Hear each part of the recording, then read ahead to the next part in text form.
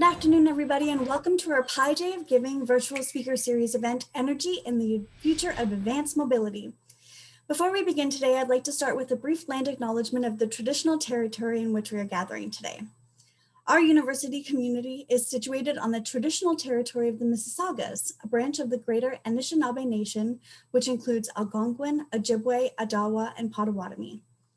Because everybody is situated differently across different remote areas of the university and cities that we're under, I don't want to forgo this important element of reconciliation. So I'd like to ask everyone to take a minute to reflect on the traditional territory that you're on, the treaty that it's covered under, and your own personal relationship with the land. As a university community, we're dedicated to continuing to increase our awareness, our understanding, and gratitude of the lands we share. My name is Jody Cowan, and I'm the Community Engagement Coordinator here at Ontario Tech. Today's session is one of 10 sessions we're hosting with our Ontario Tech experts to share their research and to spread the word about our Pi Day of Giving. This will help us raise funds for our Student Relief Fund and help students who are experiencing financial need due to COVID-19. Now, there will be time for questions following today's presentation, so I ask that you use the Q&A function at the bottom of your screen to submit your questions at any point during the presentation, and we will do our best to get back to you as soon as we can. These sessions are also being recorded and will be posted on our website, so you can watch it again, or you can share it with people who weren't able to make it live today. For those of you who don't know what ACE is, it's a magnificent facility with a full range of testing, education, and research labs and a space for faculty, academic, and industry visitors. We also like to think of it as the world's most extreme classroom. In ACE, they can recreate any weather condition in the world that a vehicle will experience, from the blistering heat of the Sahara Valley to the frigid conditions of the Arctic. In the main wind tunnel, we can test vehicles operating under full load with crosswinds and wind speeds up to 280 kilometers an hour. I'd like to now introduce our speakers for today, John Komar and Justin Gummage. Hello, gentlemen. John Komar Hi, is how are you? Great, thank you. John Komar is the Executive Director of ACE here. John led and was responsible for the final design, build, completion, and startup of ACE, which is a $100 million plus project. He directs ACE's business plan and financial management, including key partnerships, negotiations, and relationships. In addition to directing the business, he currently leads ACE's $20 million plus expansion, which includes aerodynamics, acoustics, and autonomous vehicle technologies. John's a graduate of Kettering University and McMaster University, where he earned a master's of mechanical engineering degree. He is joined today by our friend Justin Gummage, who is the Industry Liaison Specialist within the Office of Research Services. Hello, Justin. Justin is a leader in innovation partnerships with a proven track record of developing strategic industry academic collaborations. He identifies opportunities across a broad spectrum of research fields and converts those into large-scale programs in connection with funding partners. Justin is also the manager of the Durham Autonomous Vehicle Innovation Network Regional Technology Development Site, which is held here at the university. Justin holds a Bachelor of Applied Science from Mechanical Engineering from the University of Windsor, and he earned his PhD in Material Science from McMaster University. So you guys are in great hands today, so I'd like to turn it over to you gentlemen. Take it away. All right, thanks. And both Justin and myself will be passing it off to each other. So if you want to go to the next slide, energy in the future of advanced mobility, but next slide. Let's talk about the whole energy conversation when we're looking at advanced mobility. I say advanced mobility because this can mean anything from bicycles to buses, how we move around the world, how we're connected. The future is electrification and zero emissions, electrifying the mobility and autonomous mobility. It means understanding energy at a very basic and fundamental level. With electric vehicles, we're managing energy. Energy that comes very easily and intuitively to us in an electric vehicle in the emotion of range anxiety. Next. As users, we now think of energy and energy management in a more holistic way. We have to understand that it is precious, and conservation and efficiency is rewarded with extended range or improved performance. We need to plan now. We need to understand the energy equation. Next. When we're designing and producing electrified mobility, we also think of energy and energy management. How to store it, how to make it, how to transfer it, how to use it efficiently. How does weight, rolling, and aerodynamic resistance, battery life, heating, cooling, other factors limiting me? Trying to squeeze all you can get from a single charge or a fuel cell tank. Next. I only have so much energy. How do I use it wisely? Energy was not in the everyday conversation at the gas pump. With advanced mobility comes improved safety and the digital world of communications, LiDAR, radar, optical cameras, GPS, 5G, and its interconnectivity to the environment all around us. Advanced mobility includes advanced technology. Next. ACE is a one-of-a-kind, world-class core research facility at Ontario Tech University. Its roots are in automotive, but it is so much more. Next. In line with Ontario Tech University, ACE helps industry, community, government, and academic partners be more effective by bringing them together with students and researchers to uncover innovative solutions for our partners' most pressing problems. ACE is a solutions provider. Next. Automotive includes thermal management using dynamometers that provide real road resistance under full vehicle propulsion. High precision climatic aerodynamics using rolling road to simulate vehicle traveling in the wind. We take on architectural and civil engineering issues like snow loads on skyscrapers and wind noise in condos. Next. Noise measurements in quiet chambers, shaking test properties to truly understand fatigue and product life, simulating all the extreme climate changes a product could see in our climate changing world. All in a very precise, repeatable, and scientific way. Sports performance, apparel performance, EMS training, safe rescue in extreme conditions are another use and application. We have UAVs, we have aerospace and defense. Next. And of course, education. We are a university after all. Experiential learning. That is Ontario Tech, bringing science off the shelf and into the hands of the student. Next. And I'm going to turn it over to Justin at this point.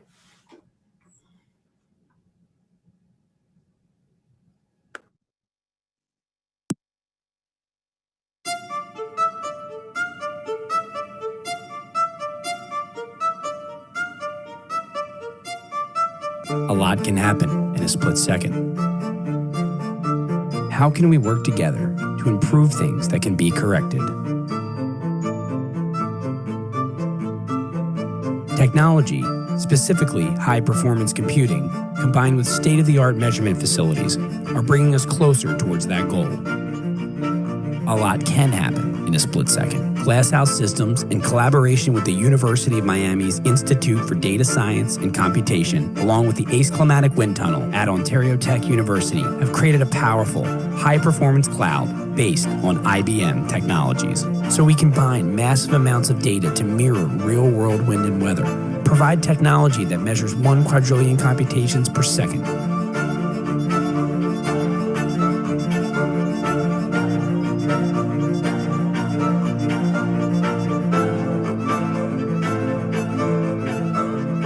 big data, where AI gets very real.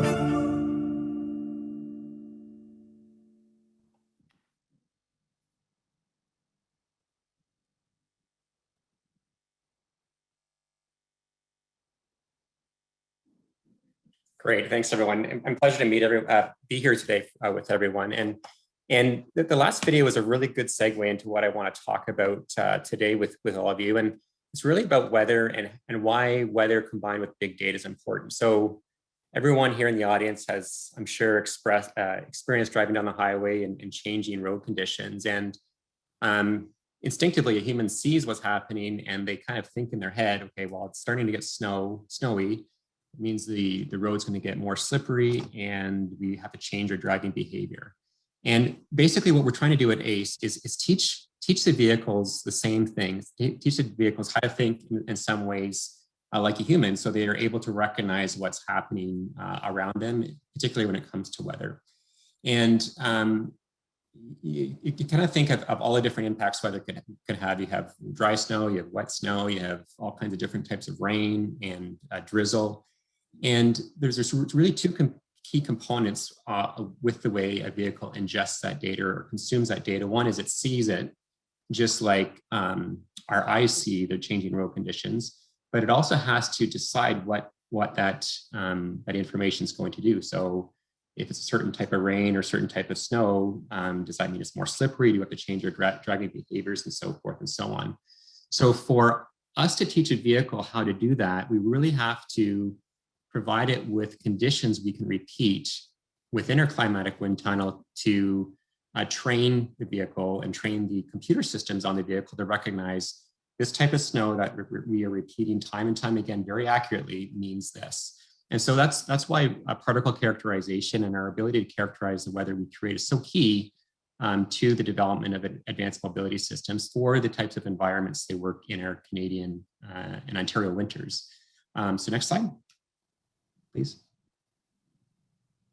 And the other really interesting thing that's exciting to me is that because the auto industry is investing so heavily in the creation of technologies related to autonomous driving, it is driving down the cost of a wide range of sensors, whether that be cameras, radar systems, LiDARs, a whole bunch of different systems. And because the cost of those systems has been driven down, it opens up all kinds of new business opportunities for small and medium-sized companies to develop solutions around those systems. Many of them are solutions around safety. So this slide that you see up in your screen is just a sample of some of the things we are working on with our partners to enhance the safe interaction of people with vehicles on the road in all kinds of weather conditions. We're doing a lot of experiments in ACE in our simulated environmental conditions, like whether rain, snow, or wind. But taking those learnings out to actually demonstration projects that are going to be happening within the community in the very near term. Next slide, please. And as John mentioned earlier in the discussion today, energy is integral to this entire discussion.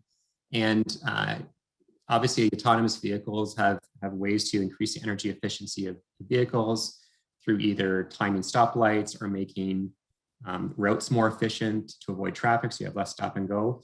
But they also have impacts within the community. So when you plug your vehicle into the grid, it can either decide to charge or it could provide power to the grid depending on what the conditions are at a given moment in time. So if it's a really hot day, your car could supply power to run the air conditioners, similarly if it's cold.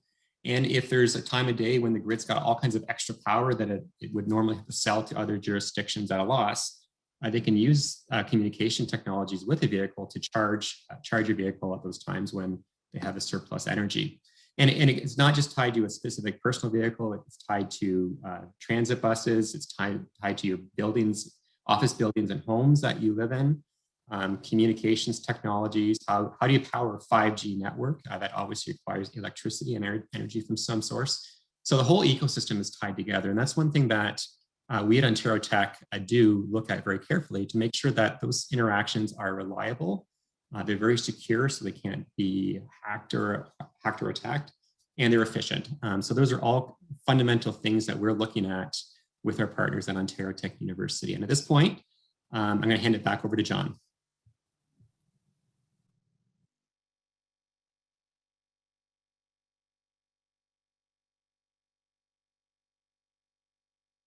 I'm speaking to the muted.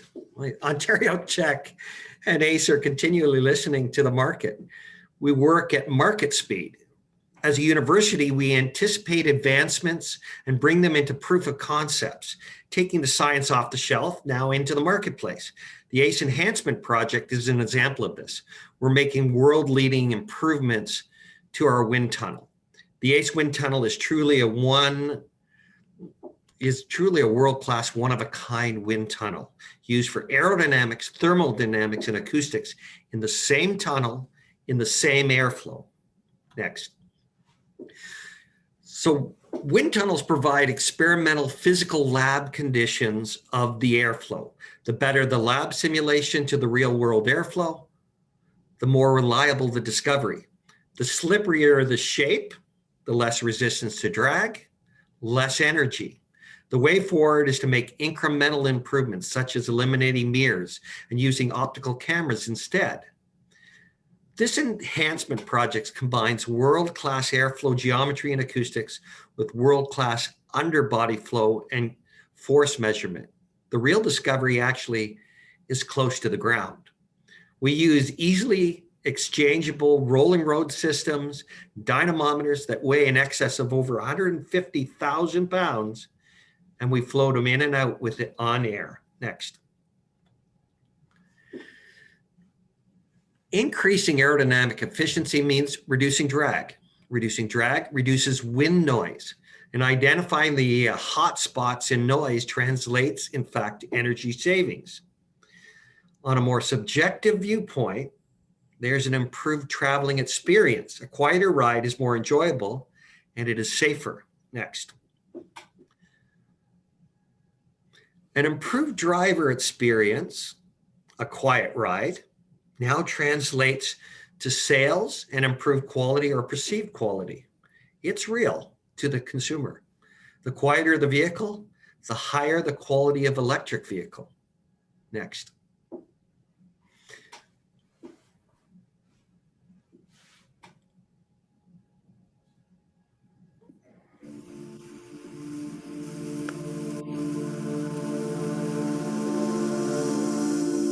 ACE offers their clients access to $125 million worth of advanced technology and an experienced engineering and technical crew at their disposal.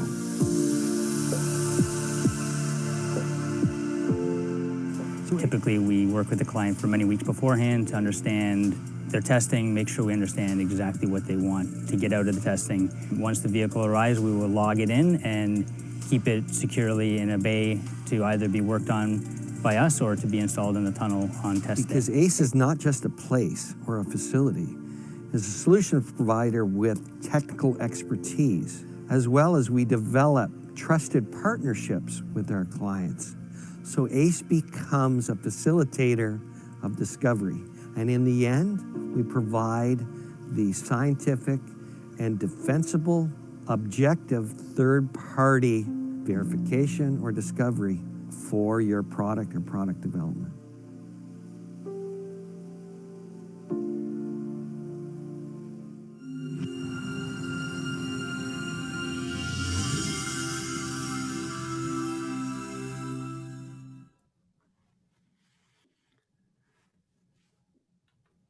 So now when you think about advanced mobility, think about managing energy, think about sustainability, electrification, zero emissions, everything connected to everything, advanced electronics. Any questions for Justin or myself? Thank you, John and Justin, for such an excellent snapshot into the future of mobility. We have had tons of questions coming in, so I'm going to pick a couple and we'll go and see how we're doing for time. So the first one I have is, are there autonomous vehicles on the road now, or how far away are we from having autonomous vehicles on the road? I can speak to now, and I think Justin can speak to the future. And I think we have to be very careful on what level of autonomous vehicle we're talking, because in fact, we've had autonomous vehicles for a long time. Anti-lock brakes take over the control of braking. That in fact is an autonomous function that we simply now cannot live without. So there are different levels of autonomous vehicles, and we're at about a level 3 technology. and I'll let Justin kind of explain those technologies and where we're going to go. Great, thanks, John. And yeah, so the future is now. So we are seeing more and more technologies around autonomous vehicles being implemented. So to John's comment, autonomous vehicles technologies typically run, they talk about them on a scale of 1 to 5, where 1 is maybe your windshield wipers coming on automatically, and 5 is basically no steering wheel, no brakes, it's just fully autonomous. And right now, level 3 is making it on the market in most dealerships. So if you go to any major automotive dealership, you'll see level 3 autonomous vehicles on most of their high-end vehicles. Level 4 and 5 is actually on the market, just not on the road. So companies like John Deere is doing a lot of work at the level 4, level 5 autonomous vehicle technologies. There's a lot of it working in mining operations around the world. And I suspect in certain conditions and in certain locations, full level 5 autonomy is not that far away in controlled, what they call gated environments. Full autonomy on roads in the winter up here, it's still a big question mark. And that's why we're working so closely with our partners to develop those technologies so they're ready.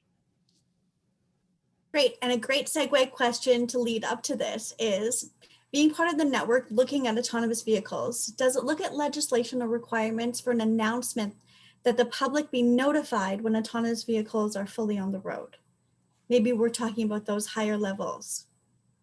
I think there's some emotion in that one, because when automobiles first started on the road, you had a person with a lamp walking in front of the vehicle. So I think when you introduce technology, there's a little bit of risk aversion, and there's a bit of climatization, if to use a pun there. But legislation, of course, we live in that kind of society, and in fact, it will be brought on. And I think reliability is going to be the real truth to the. But say a safer ride and reducing injuries is a key component of autonomous vehicles, and I don't think anybody doesn't want to have less road accidents on the road. And Justin? Yeah, and I think it's very important to sort of highlight the important role that technology development plays on making our roads safer. So certainly the AVEN program, which we are very much a big part of, is funded by the province of Ontario and also supported by Transport Canada. So those folks have a keen eye on trying to better understand what the opportunities are from safety and everything else. But a lot of what we are seeing in the cars today, like advanced driver assist systems, or lane departure warnings, adaptive cruise control, those are all autonomous vehicle technologies that are making the road safer. So just because you don't have a car that you jump into with no steering wheel, no brakes, doesn't mean you're in a car without autonomous technology. So any of those technologies are safety features. And that's, I think, a key takeaway, that these technologies won't make it onto the road until they offer a safety improvement. And already these technologies are making our roadways safer. And when do you think that we will get to a level 5, guys? And do you think that we'll get there like within our lifetime? Well, I think every CEO of every major automaker is reluctant to answer that question, and I think I am too, because there's so many ways that I can answer that question with it depends on this or it depends on that. So I think a fully autonomous vehicle on our roadways in Toronto downtown, for example, I think that's years away, probably measured in a decade or so or more. But with that said, there may be certain environments that you are fully autonomous before then. So it's really going to depend. So. Yeah, so I believe we're going to be seeing it in our lifetime. And whether I live to 100 or not, that's qualitative, right? But yes, and think about it, shuttles at airports or in between. We already have some autonomous technology. So we will see it, and it will be proven. And again, safety is the key. And safety with the technology will serve the society, right? So this is a good opportunity. And again, it is coming, and it will be in our lifetime. Okay, I have a really fun question from the audience. John, when people ask you what is tested in ACE, what is the most surprising or maybe things that would blow us away?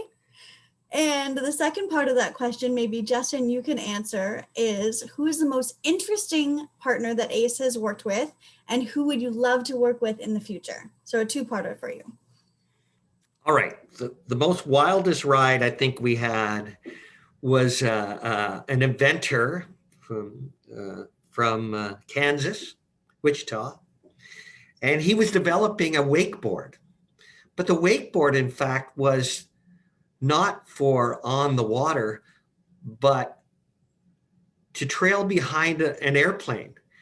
So in fact, you were riding on a surfboard behind an airplane, and we were developing the technologies of both landing and takeoff for this vehicle. That and wingsuits. Those are they were wild. They were wild development. Yeah, and I tend to agree with John on that. Stuff around the extreme sports has been really fascinating in terms of how much science goes into the things you wouldn't really think about, I guess, as a spectator on the sidelines. But even the texture of a fabric on a downhill skier impacts both the aerodynamics and how quickly they get fatigued in their crouched down position as they go down the hill. So that's extremely interesting. As far as what I'd really be excited to see is there's been a lot of discussion around flying cars. And I know it sounds very much like the Jetsons type of thing, but a lot of folks, whether that be Uber or car companies like Cadillac or others, have come up with these concepts of these vehicles. And I think it'd be a really, really cool, exciting project to work on, to be among the first to work on those in our wind tunnel. Awesome. I think we have one more question. Is sustainable battery technology or battery waste a current concern, or do we have good enough tech now? I'd like to start with something in the fact that certainly from a secondary vehicle standpoint, we're there. There's no issue. And in electrification defines how you electrify, whether you're hybrid, plug-in, or full electric fuel cell. So yes, they are here today. And I would certainly say my next vehicle or secondary vehicle, seeing we're North Americans, we have usually more than one, will be an electric vehicle. And I think it's still an area that needs further research and development. There was a recent announcement, I think it was by the federal government a week or so ago, about a battery recycling facility that's been, I think there's two sites, one in Kingston and one in the Mississauga Milton area, where this company's actually developed a way to harvest the lithium out of used batteries. So I think you'll see more and more of that. There's a ton of research being done on recycling and extracting those very expensive elements from those batteries so they can be reused. So I think there's still much to be done, but to John's point, we're developing solutions on the fly, and there's lots of more opportunities ahead of us. Yeah, and on a charging front, because we're at a point where a fast charge is an hour. We talk about an hour, and it's about 25 kilowatts. And we're developing 150 kilowatt systems, 300 kilowatt systems, 400 kilowatt systems that take that charging time from an hour down to 20 minutes or 10 minutes. We're trying to drive to 5 minutes, and that is in the real near future. So again, energy and the transfer of energy is important, and the infrastructures are following. But again, the market will demand this, and technology will try and find those solutions. This has been such a fascinating session for us, and I can't thank you both enough for bringing your passion and your expertise to our audience today and sharing it. And we're really lucky to have both of you here at ACE. So thank you so much for joining us today. Yeah, thanks very much, Jody. You're welcome so much. As I mentioned at the beginning, this is our 4th annual Pi Day of Giving, where we celebrate the infinite possibilities of our students here at Ontario Tech. We know this has been a bit of a difficult year for everyone, and although we were able to switch to virtual within one day, we're really looking forward to having our students back on campus soon to experience these facilities that we have to offer and get back to it. So with that being said, our students need help more than ever, and I really hope that everyone today will make a gift in support of our Student Relief Fund to help our students who have urgent financial need Due to unexpected job loss or reduced time in part-time jobs, all donations today will be matched dollar for dollar. I do want to thank those of you who made a gift upon registering for today. I'm extremely pleased to share that we've already given out nearly $400,000 to students in addition to a regular scholarship and bursary program. I also want to thank Kemp Travel Group for their generous sponsorship of today's Pi Day of Giving campaign and the rest of the sessions going forward. So I really hope that you'll spend your lunch hour with us for the remaining of the speaker series sessions. You can find more details on topics and presenters on our website at ontariotechu.ca, ontariotechu.ca/Pi Day. Thank you again, Justin and John, for being here, and thank you for all of our Ontario Tech experts who are participating. Before we say goodbye, I'd like to share a short message from our students here at Ontario Tech, and you will notice that one of our students is doing her bit in the ACE Wind Tunnel. So thank you so much for being here today, guys.